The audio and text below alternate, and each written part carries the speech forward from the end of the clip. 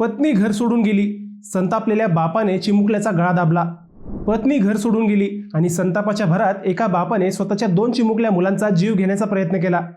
जुन्नरमधील ही घटना ऐकून अंगावर काटा येईल। पत्नी सोडून गेल्याच्या रागातून सागर शिंदे नावाच्या व्यक्तीने स्वतःच्या 2 लहान मुलांचा गळा आवळून त्यांना मारण्याचा प्रयत्न केल्याचा आरोप आहे। माहितीनुसार आरोपीची पत्नी 6 महिन्यांपूर्वी घर सोडून गेली होती। कौटुंबिक तणाव आणि मानसिक चिडचिडीतून त्याने हा भयानक निर्णय घेतल्याचे सांगितले जात आहे।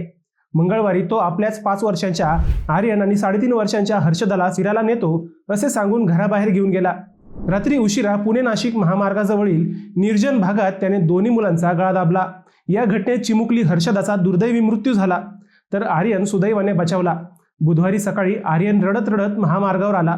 स्थानिक नागरिकांनी पोलिसांना माहिती दिल्यानंतर संपूर्ण प्रकार उघड झाला।